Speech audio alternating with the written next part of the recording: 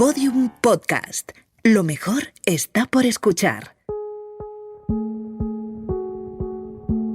¿Conoce usted la existencia de la organización en España? Sí, la conozco.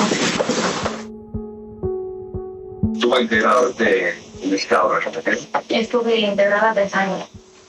Cuando conocí la organización por primera vez, mi tenía afiliación, tenía 15 años, cuando entré como miembro 16.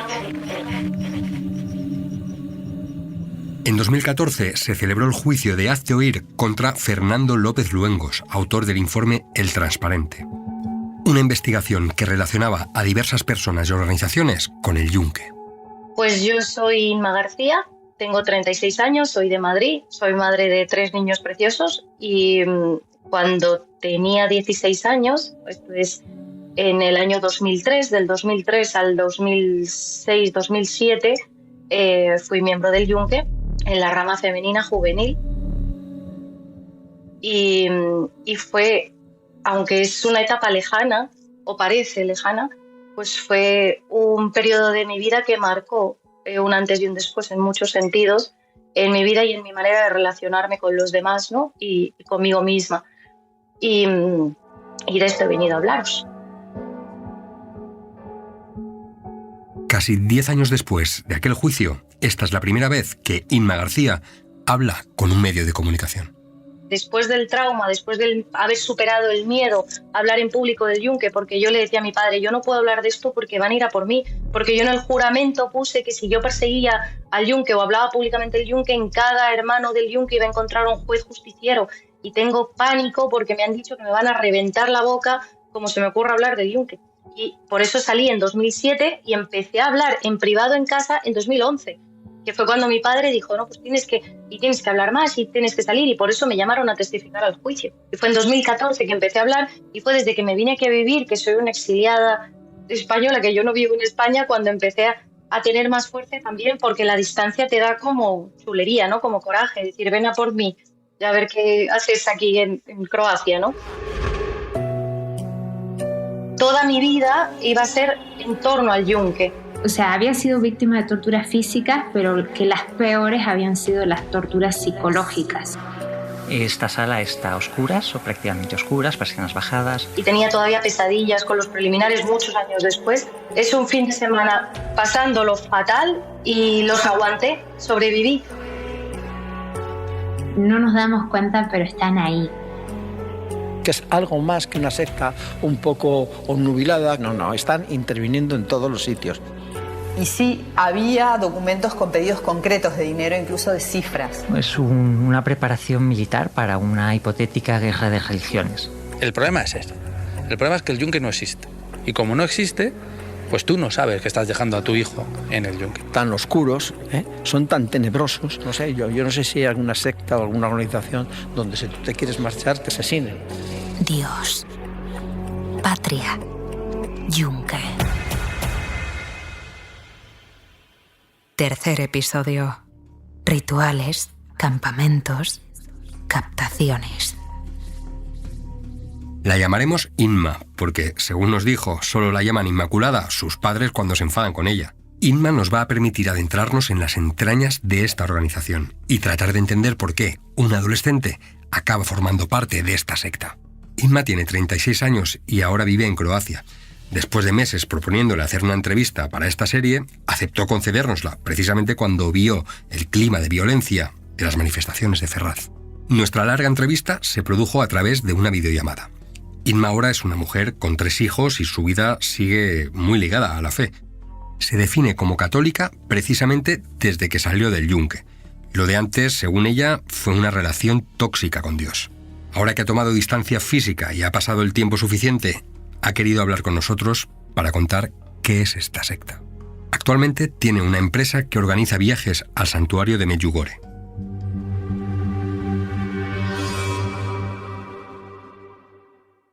¿Cómo operaba el Yunque? ¿Cómo captaba a sus seguidores? Volvamos la vista atrás, a antes de que todo se destapara. Volvamos a cuando, tras años de discreción y de preparación, el Yunque empezó a impregnar una parte del asociacionismo católico y conservador de España. cuando surgieron diferentes organizaciones y campañas que se hicieron conocidas a principios del siglo XXI por su intensa actividad política. Fue entonces en esas asociaciones donde el Yunque empezó a captar a sus nuevos miembros, sobre todo entre los más jóvenes. Recuerdo un día que, como pasa habitualmente y es algo que vivo todas las semanas desde hace ya bastantes años, recibí un mensaje de correo electrónico dirigido a las RIES, a la Red Iberoamericana de Estudio de las Sectas, más que pidiendo ayuda, ofreciendo una información. Resulta que en mi familia hemos vivido la captación de nuestros hijos menores por parte del Yunque. Luis Santamaría es teólogo, fundador de la Red Iberoamericana de Estudio de las Sectas. Es la persona que más sabe sobre sectas en España. Entonces, lo que parecía toda una teoría de la conspiración se concretó en aquel caso en una familia que empieza a contar una historia y que no solo cuenta, sino que aporta documentos, aporta papeles. Papeles en los que se ve, por ejemplo, cuál era el procedimiento de captación del Yunque en encuentros de adolescentes y jóvenes católicos, cuáles eran los requisitos que buscaban para esos menores que iban a ser captados. También algunos testimonios sobre los ritos, podríamos decir, o los pasos que tenían que dar para ir afianzándose su relación con el grupo. Algo muy parecido a aquello a lo que estoy acostumbrado en el mundo de las sectas, pero de una forma aún más oscura, aún más secreta. Varios testigos explicaron a Santamaría cómo el Yunque se había infiltrado en organizaciones católicas, parasitándolas y usándolas para fichar a jóvenes con un determinado perfil, a los que previamente había investigado y puesto a prueba para hacerlos miembros de la secta. Y de forma paralela me llegó por otra vía, independiente totalmente, algún documento con las instrucciones para la captación de menores. Estoy pensando en un documento que hablaba de cómo captar a adolescentes, 15, 16 años, participantes en las Javieradas, esas caminatas a pie al castillo de Javier en Navarra. Y bueno, cómo detectar a los que eran un poco más líderes, a los que tenían capacidad de arrastre con respecto a otros adolescentes, que no les importara mostrar su fe en público, presumir de rezar el rosario, de ir a misa el domingo, etcétera, etcétera, y cómo ir atrayéndolos de una forma muy imperceptible, en grupo, más en el contacto personal mientras se camina o mientras está en algún tiempo libre, para lanzarles ese anzuelo de pertenecer a un grupo que no nos quedamos en la crítica de lo mal que está todo, sino que damos un paso más al ser militantes y hacer cosas por Jesucristo, cosas por Dios. Uno de esos jóvenes católicos y comprometidos a los que el Yunque intentó captar fue José Luis Quijada. Ya hablamos con él en el primer episodio. Hoy es autor del blog Conozca el Yunque, donde recopila y expone toda la información sobre esta sociedad secreta. ¿Cuál es el perfil de la persona susceptible de ser captada por el Yunque? ¿Y en qué consiste este proceso de captación? Es decir, ¿qué testeo hace la gente del Yunque para concluir que esta persona puede ser un fichaje? El Yunque, a la hora de seleccionar a sus posibles candidatos, se fija en diferentes aspectos. Uno de ellos muy importante es que pertenezca a una clase media más bien acomodada, si puede ser alta mejor, de un entorno, de una familia bien situada. Si los padres tienen acceso a información, mucho mejor, porque pueden usar al hijo para espiar al padre. Estamos hablando de políticos, jueces, fiscales, de gente que maneja datos que pueden ser sensibles e interesantes para el Yunque. Quijada habla de familias con cierto poder o con buena posición económica, de jóvenes que no solo engañarían a sus padres, sino que también serían utilizados para espiarlos. Esto explica por qué varios hijos de miembros y de dirigentes de organizaciones católicas, de familias reconocidas por su compromiso y por su activismo, o por su posición social y económica, formaron parte de esta secta sin que sus padres lo supieran. El caso de Inma es un ejemplo. Mi padre es coronel de artillería, ya está en la reserva, pero es coronel de artillería. En aquella época mis padres estaban muy implicados en movimientos de acción ciudadana. Entonces, de alguna manera, éramos el prototipo del candidato que ellos buscaban para el Yunque, ¿no? Tanto mis hermanos como yo, como mi familia, era muy conveniente para la organización tenernos entre sus filas, ¿no?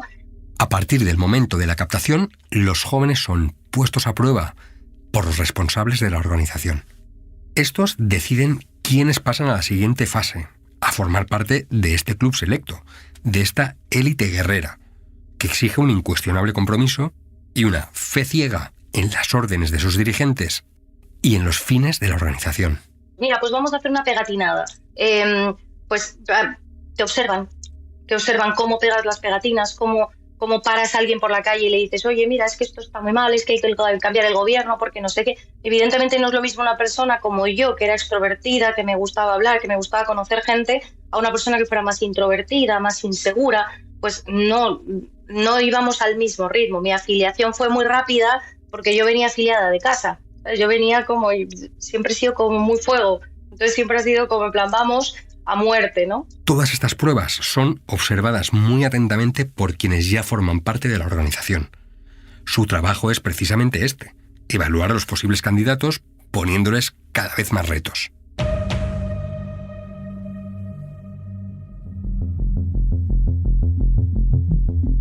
Vamos a conocer cómo es el Yunque por dentro, algo que muy poca gente conoce. Sus rituales, sus juramentos, sus entrenamientos militares. Cuando vieron que yo era una candidata a tope, que lo podía petar dentro del Yunque y que me querían en sus filas, la que estaba de jefa de la PRE, que era muy amiga mía, Alicia, me dijo, es que hay algo más, nosotras tenemos otro tipo de reuniones, hay un paso más, es como que vas a formar parte de un club exclusivo, el que no todo el mundo entra, tú has demostrado con creces lo muchísimo que vales, lo maravillosa que eres, y queremos que ya no seas una compañera, sino que seas nuestra hermana. Me dijo, la X día, la semana que viene, unos días después, tienes que estar en este piso, que era un piso donde ya nos reuníamos, que era un piso franco del Yunque, pero yo no lo sabía, un piso donde ya había ido varias veces, tienes que estar en este piso a tal hora y tienes que llevar una falda negra, medias negras, zapatos negros y camisa blanca. Y el pelo recogido. Pero ¿por qué te digo que es perverso? Porque me lo estaba diciendo una de mis mejores amigas en esa época. Yo la quería muchísimo. Habíamos estado 3-4 meses hablando todos los días, comiendo unas en casa de otras, haciendo fiestas de pijamas, saliendo de fiesta juntas. Se le acompaña a una sala en la que le están esperando los que serán sus jefes y los que serán sus compañeros en el Yunque. Esta sala está a oscuras o prácticamente oscuras, persianas bajadas. Tiene una mesa a modo de altar, unas banderas al fondo, al menos la del país y la del Vaticano, ya que ellos actúan como si fueran católicos, y todos los miembros van vestidos con el mismo uniforme. Llevan en la actualidad colgado del cuello el emblema del Yunque, hasta hace unos años lo llevaban a modo de brazalete. Me encerraron en una habitación, me dijeron, espera aquí, reza un rato, ponte la ropa y espera que venga alguien a buscarte. Ponen el uniforme, son conducidos a una sala que encuentran completamente oscuras, iluminada con alguna velita, sus compañeros vestidos con el mismo uniforme que ellos. Se les coloca en un sitio preferente frente a los jefes y comienza la ceremonia. Entonces, cuando yo estaba en el piso, yo salí de esa habitación y vi aquello con todos los trapos, el ceremonial y toda esta vaina que le llaman los trapos, la mesa, la bandera detrás, las luces, todo apagado, solo las luces estas del pseudo altar que habían montado. Estaban todas con la falda negra, camisa blanca, pelo recogido, todo. Llevaban unos corporales, como unos collares con el símbolo del Yunque en el pecho. Yo dije, ostras, o sea, me voy de aquí corriendo, o sea, porque daba mucho mal rollo. Y cuando la gente me pregunta, ¿por qué te quedaste? ¿Por qué te quedaste si tenías tanto miedo? Yo le dije, porque miré a las caras de la gente que estaba en esa habitación y todas ellas eran mis amigas, con las que me había ido de copas, con las que había ido a bailar, con las que había ido al cine a cenar, habían dormido en mi casa, yo en la suya, y todas estaban mirándome sonriendo. Entonces pensé, nada malo me puede pasar, aunque sean un poco frikis, porque las conozco, me quieren y yo las quiero. Por eso es perverso. El juramento que vamos a escuchar forma parte del rito de ingreso en el Yunque, el que somete a quien lo ratifique a una serie de estrictas normas que anteponen a cualquier cosa la fidelidad a esta organización. Declaro inaugurada esta ceremonia de ingreso a la organización del Yunque. Cristo Rey, Señor y Dios nuestro, te ofrecemos nuestros trabajos en esta sesión rogándote nos des fortaleza para perseverar a pesar de los peligros, fracasos personales u otras adversidades. Tú no has elegido venir aquí, tú has sido elegido, y a partir de hoy formarás parte de una casta de elegidos. Nuestra lucha es la de los cruzados, la de los cristeros, la de muchos otros caballeros cristianos que a lo largo de la historia se han organizado para consagrar sus vidas a instaurar el reinado de Cristo en la tierra. Este es nuestro apostolado y es nuestra actividad primordial en la vida. El Yunque es una organización cívico-política abocada a preparar una aristocracia del espíritu que debe conducir y gobernar a España según los dictados evangélicos. Somos una milicia. Por eso nuestro lema: estad firmes como yunques golpeados. Después de conocer esta organización, ¿aceptas hacer la voluntad de Dios y te integras en ella? Sí, acepto. Compañeros y hermanos de lucha, estad firmes. Esta firmus ut incus percusa. Dios, patria, yunque. Tras este juramento, cumplir con esos mandatos es una obligación, una misión divina. Y para ello, el nuevo miembro puede y debe usar cualquier medio a su alcance, incluso aquellos que van contra la propia doctrina de la Iglesia, como es el secreto y la mentira, o incluso contra la ley. Luis Santamaría. Ese juramento que ha hecho es algo que lo ha marcado profundamente por dentro. Y entonces eso está por encima de todo lo demás. Pensemos lo que supone, por ejemplo, dentro de lo que es el imaginario religioso de una persona católica y además con unas ideas tradicionales, lo que supone ocultar la pertenencia al yunque al sacerdote que sea su director espiritual o incluso al confesor, ¿no? Una persona que pertenece al yunque es capaz de mentir, de ocultar, cuanto más en otros ámbitos de la vida profesionales, de participación pública, asociativos, políticos, sindicales, etc. Imagina ser católico, tener firmes convicciones religiosas y entrar, casi sin saberlo, en una organización que va en contra de lo que crees. Sí, y esto además, te lo digo como católico, es el gran engaño del yunque.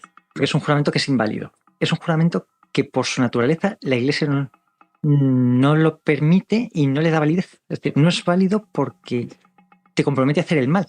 No te estás perjurando. No puedes jurar ante Dios a hacer el mal. Una vez se entra a formar parte de la organización y habiendo jurado fidelidad y secreto absoluto, empieza todo un proceso de asignación de tareas. El nuevo miembro debe obedecer a sus superiores y demostrar sus capacidades en aquello para lo que sea requerido. Tendrá una serie de reuniones periódicas, unas de manera individual con el jefe, otras con todo el grupo, y se le encargarán pues, una serie de actividades, ¿no? una serie de actos. Estos actos, dependiendo de las circunstancias, adquirirán una naturaleza u otra.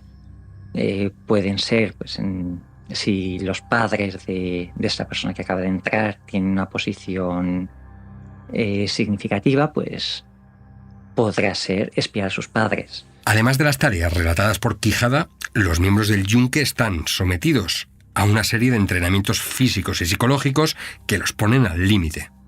Una preparación para la Guerra Santa a base de campamentos paramilitares, que los miembros del yunque llaman preliminares o pre, en condiciones muy duras para un adolescente bajo tremenda presión. Es un entrenamiento para combatir, tanto a nivel psicológico como físico. Entre las pruebas, supervivencia con escaso alimento o entrenamiento en combate cuerpo a cuerpo. Inma asistió a varios de estos. Una vez al año, en noviembre, para más Henry, porque hace mucho frío, el preliminar en la montaña. Y el preliminar, así, resumen súper escueto, es un fin de semana pasándolo fatal, sufriendo físicamente, psicológicamente y de todas las maneras pasando hambre, frío y sueño, a ver si aguantas. Es una especie de cursillo intensivo de espiritualidad del yunque, por así decir, si se puede llamar así. Yo creo que yo hice este ritual de iniciación, de juramento y tal, pues a lo mejor en septiembre, octubre, y en noviembre ya era el pre. Entonces fue al poquito de entrar. Entonces a mis candidatas y a mí me lo vendieron como lo que es un curso muy duro, intensivo de formación del yunque para que te enteres de qué va la vaina y para curtirte y prepararte para la batalla, su batalla. Los jóvenes, muchos de ellos todavía menores de edad, mienten a sus padres para asistir a esta cita obligatoria impuesta por la secta. Confían plenamente en sus mentores, en sus compañeros, y se embarcan en lo que les pidan, con tal de llevar a cabo la misión que se les ha encomendado.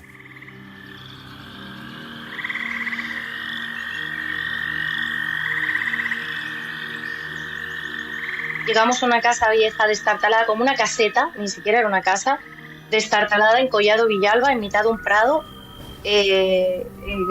como una chabola con una cocina muy rudimentaria, 4 cosas, un salón donde dormíamos en sacos de dormir en el suelo. Una vez allí, empezaba el entrenamiento. Por la noche cenábamos un huevo y una sopa salada espantosa, y esa noche nos despertaron a las 2, 3 de la mañana para ponernos a correr descalzas por el campo. Nos insultaban, nos empujaban, de todo durante esa noche, entonces dormías como con un ojo abierto en tensión porque no te dejaban descansar. Los chicos, las chicas lo hicimos un par de veces, hacían un círculo, todos los que estaban en el pre, y ponían a 2 chicas en el medio o a 2 chicos a pegarse, ¿no? A lo que le llamaban las grecorromanas, y jaleaban y animaban a ver quién ganaba. Entonces eso para mí fue especialmente duro porque a mí me tocó pegarme con una que fue candidata mía, que además también fue novia de mi hermano.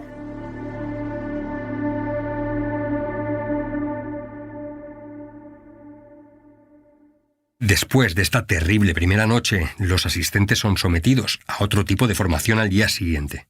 Varios miembros de la rama adulta del yunque se presentan ante ellos y les aleccionan sobre los retos de la organización ante un mundo que se desmorona. Un apocalipsis social, político y espiritual, que solo ellos pueden evitar. El sábado al día siguiente te minan la autoestima de todas las maneras posibles, de lo mal que va España, de lo mal que están haciendo, de todo lo horrible que pasa, la gente que muere, la gente que pasa hambre en el mundo.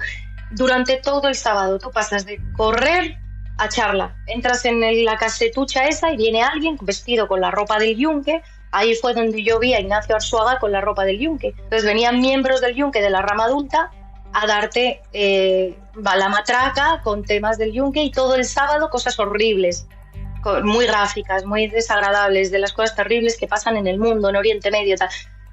Comes poquísimo y fatal, y esa noche otra vez a pegarte, a sacarte, a correr, o sea, es para ver si psicológicamente resistes. Y entonces eso es hasta el sábado por la noche, que es terrible, y el domingo es como que resucitas. Entonces el domingo es todo muy esperanzador, pero ya estamos aquí nosotros para que todo lo malo que hemos hablado ayer se acabó, porque nosotros somos la luz, vamos a arreglar el mundo, vamos a salvarlos a todos, y ese día se come súper bien, y se canta, se baila. Hay una ceremonia con la ropa de guapas, con la ropa puesta.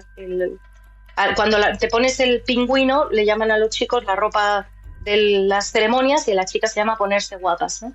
De repente te hacen sentir como si fueras la élite de la élite. O sea, tú de repente molas mazo porque estás en un club súper selecto, súper exclusivo de valientes que han venido aquí a cambiar el mundo y lo van a petar, y nadie mola más que tú. Entonces, claro, con 16 años yo decía, guau, pues ponme 3 tazas.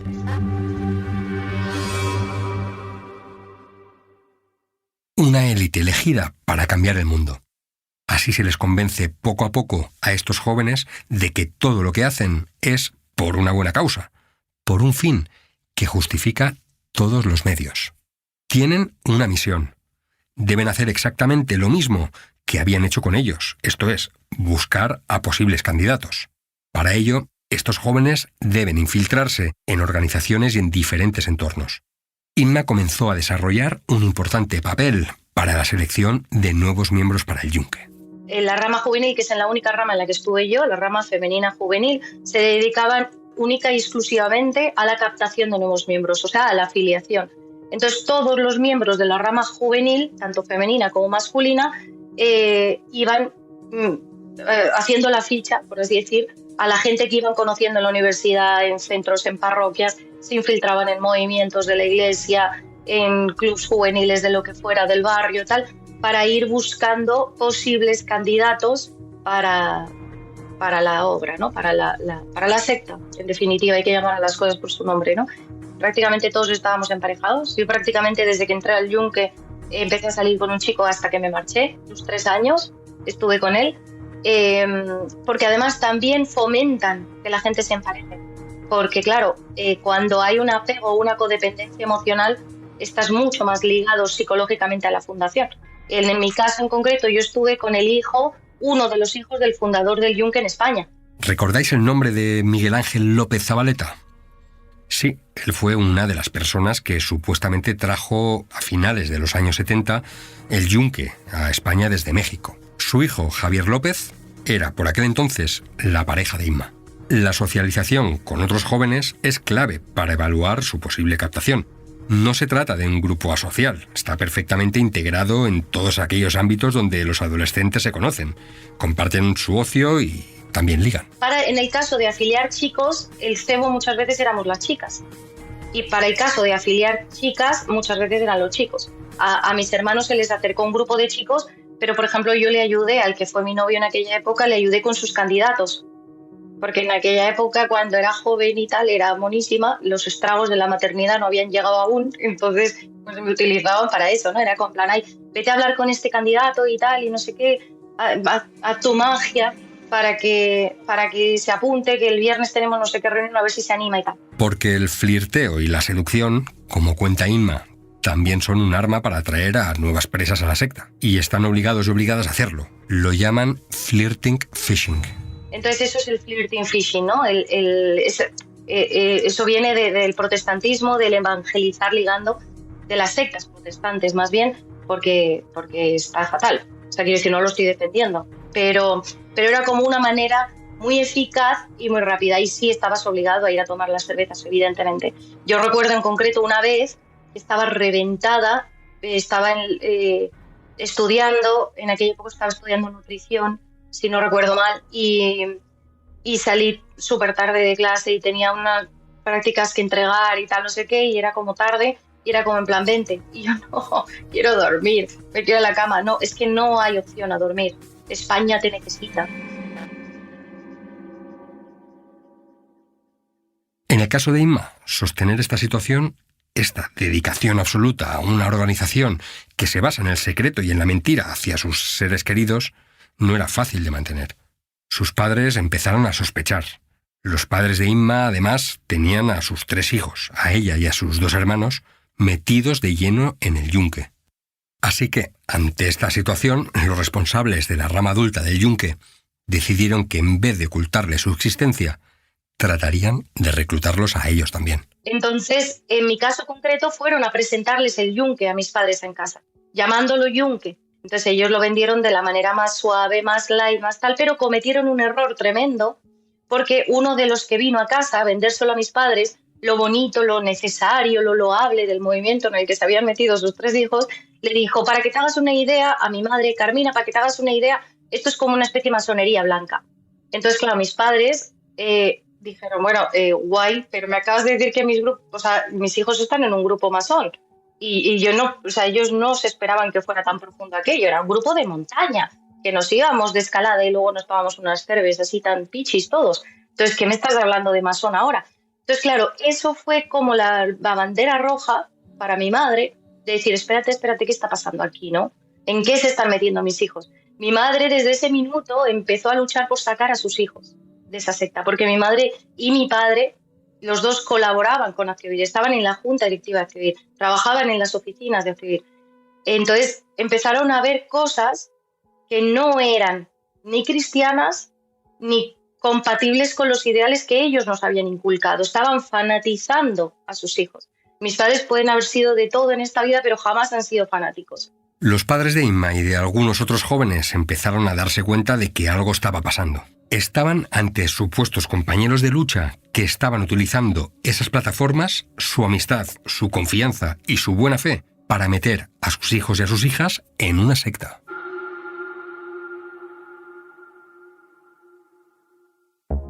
El 9 de octubre de 2009, Francisco Solano, exmiembro de la Junta de Hazte Oír, y su esposa, Paloma de Castro, escribieron una carta al presidente de la Comisión Episcopal de la Doctrina de la Fe, Monseñor Francisco Javier Martínez Fernández. Solano había abandonado Hazte-Oír 3 años antes, en 2006, junto con otros miembros de la Junta, tras haber preguntado a su presidente, Ignacio Arzuaga, sobre los rumores de su pertenencia a El Yunque. Querían, según la carta, poner en conocimiento la existencia de una organización secreta autodenominada católica y que no actúa de forma acorde a la doctrina y causa un daño en sus miembros y en sus familias. Ignacio García Juliá, uno de los miembros más relevantes de esta organización y padre de Inma, también abandonó Hazte-Oír. Salimos de Hazte-Oír y mis padres se pasaron al Foro de la Familia. Mi padre ahora es el presidente del Foro Español de la Familia. Mi madre fundó Red Madre, que bebía del Foro Español de la Familia.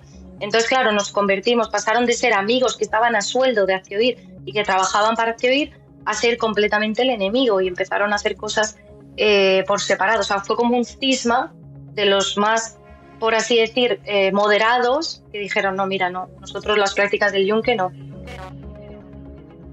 Una de las dudas que me asaltaron desde el principio, desde que empecé a escuchar hablar del Yunque, es si esta organización, esta secta, había operado siempre al margen de la Iglesia. ¿Estaban las autoridades eclesiásticas al tanto de todo esto? Y si lo sabían, ¿desde cuándo? Tras haber recopilado numerosos testimonios sobre las prácticas de esta secta, el teólogo Luis Santamaría decidió tomar partido e informar a los obispos.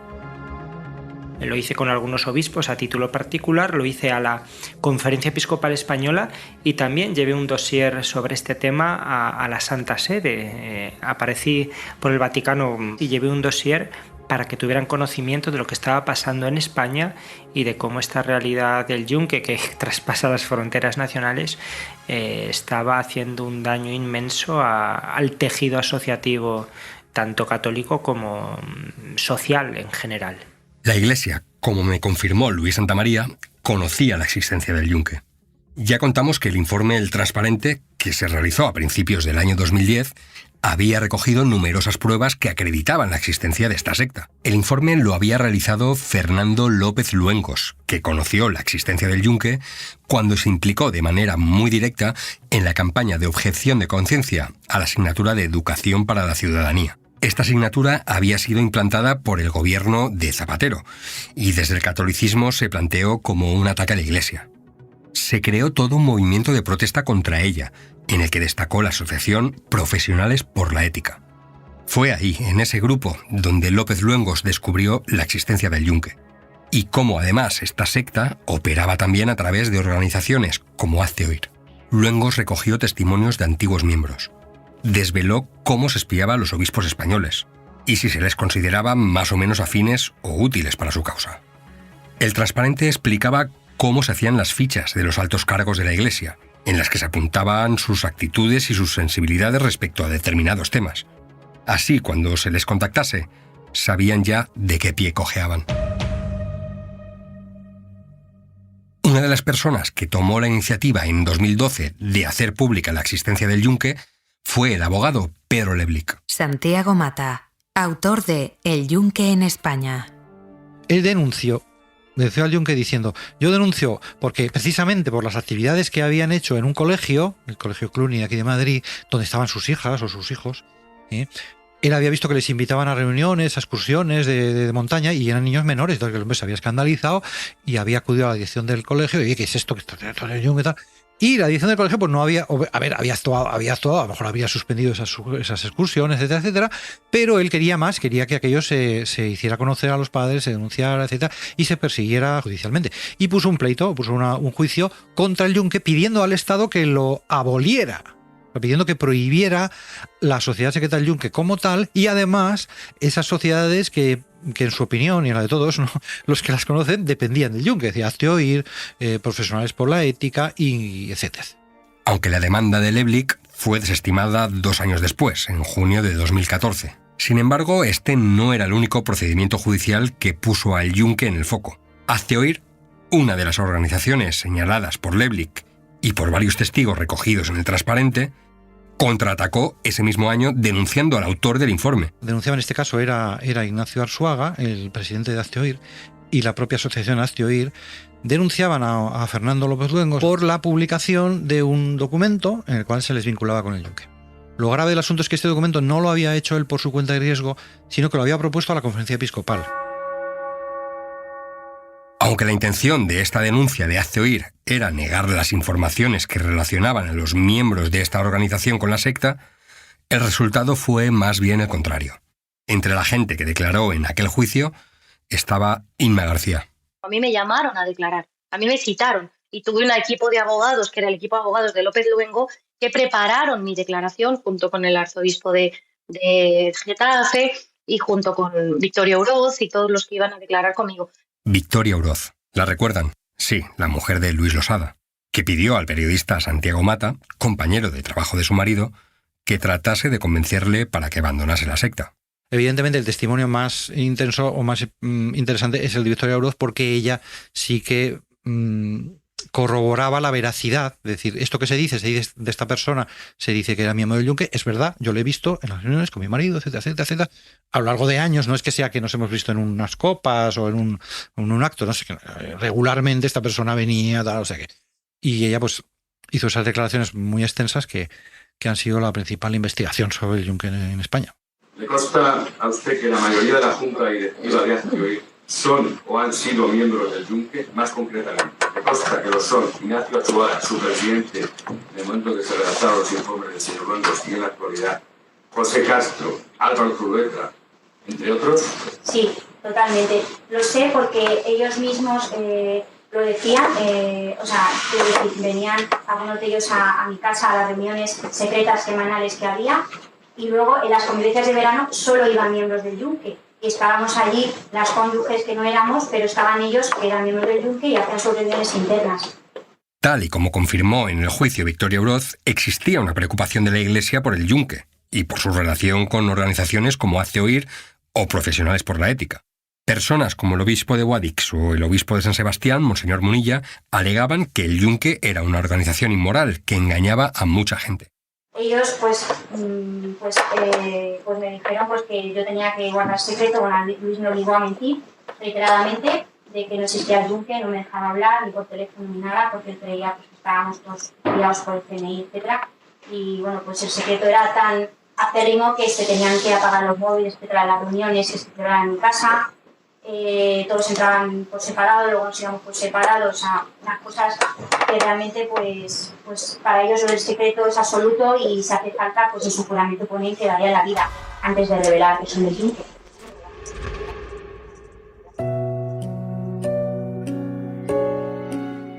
La jueza María Belén López Castrillo consideró probada y esencialmente veraz la relación entre el Yunque y miembros de Hazte Oír.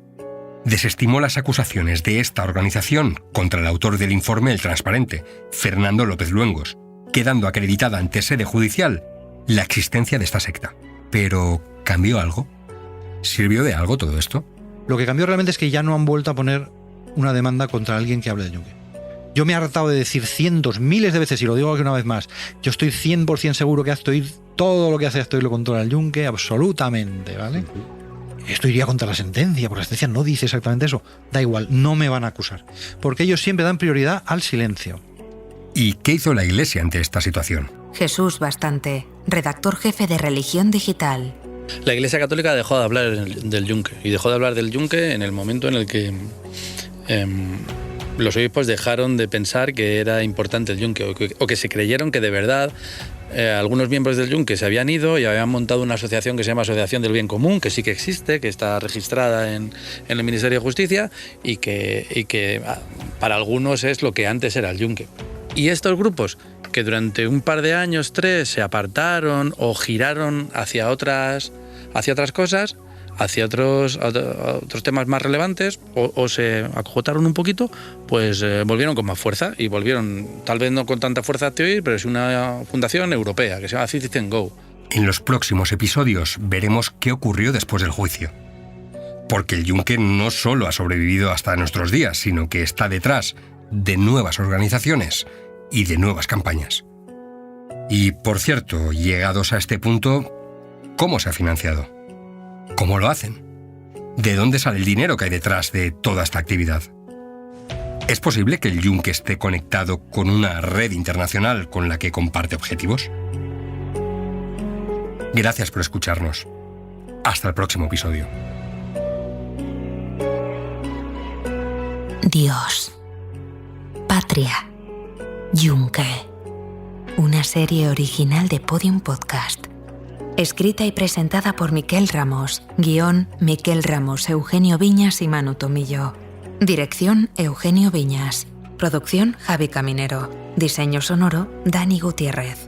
Grabaciones: Nico Solís y Raquel Cordonier. Música original: Telmo Rodríguez. Editores: Ana Rivera y Teo Rodríguez. Producción ejecutiva: Lourdes Moreno Cazalla y María Jesús Espinosa de los Monteros. Diseño gráfico y comunicación: Agencia Player, con la colaboración especial del Departamento de Documentación de la cadena SER. Podium Podcast no se hace responsable de las afirmaciones ni opiniones expresadas por aquellos que han decidido participar en esta serie.